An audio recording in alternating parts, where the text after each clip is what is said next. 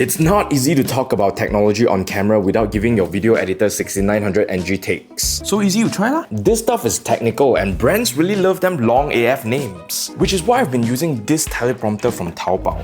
But it seems a little overkill for YouTube, isn't it? Hold on. Much better. And did I say that it automatically scrolls your script according to your voice when you speak?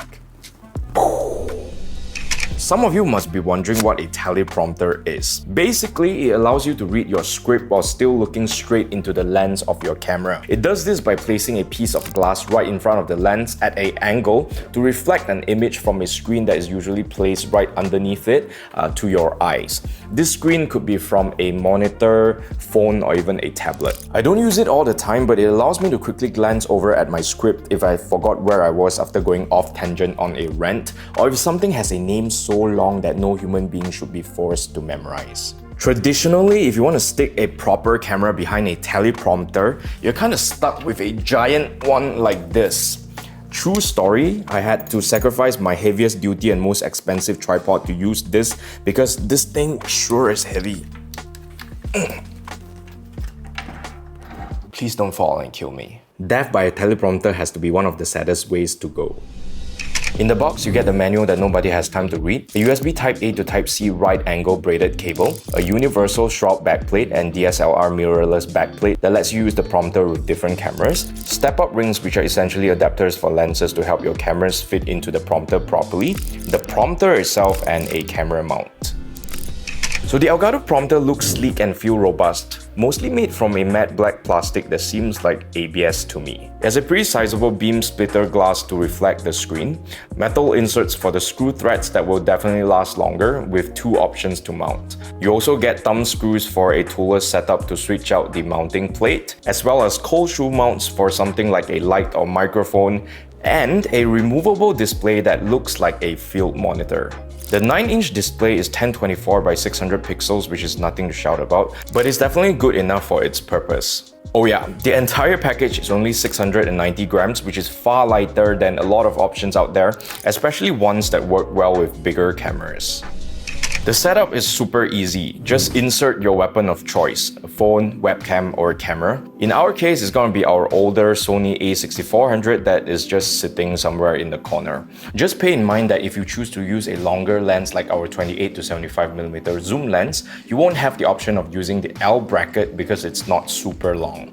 We ended up using our shorter 28mm lens because we didn't want to strain our lens mount unnecessarily. Next, you just gotta connect the prompter to your computer via the USB-C cable, install the Elgato Camera Hub software, the same one that you use with your Elgato webcams, and go into the prompter section. So here you get a control panel that allows you to adjust brightness, select the type of content in case you want to use it to monitor your own camera feed for instance, or better yet, monitor chat, which is in beta right now and only supports Twitch. We need YouTube support ASAP, so Elgato, get working. Next, you get the Appearance tab that allows you to choose different fonts, adjust font size, margin, as well as customize text and background colors. There's even the option to adjust opacity, which allows you to display something underneath the text. I'm definitely going to be using it to monitor my own camera feed. Not because I'm vain, but because I've been traumatized enough by out-of-focus talking head footage. If you know, you know. Finally, we get the scrolling segment that allows you to adjust scroll speed, toggle auto scroll chapter, as well as switch on what I know you're all here for, voice sync, which is available with the newest Camera Hub update.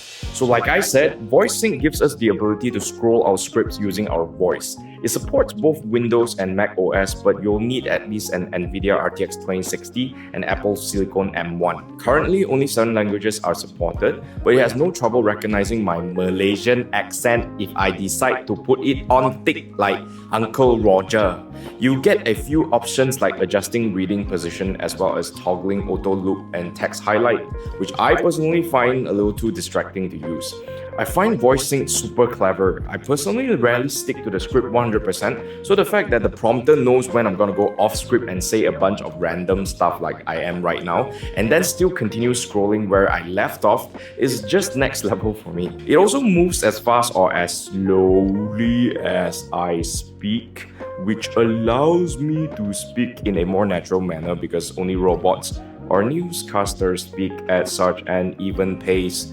honestly, I'd buy the teleprompter for this alone. In fact, I even got the pedal for this teleprompter, but have since said bye to it ever since I got voice sync.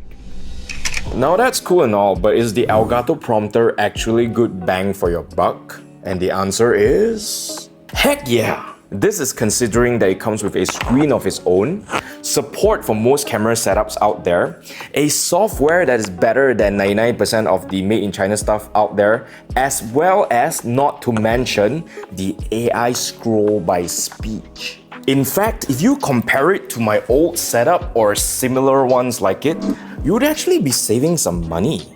This or this. It's a no-brainer really.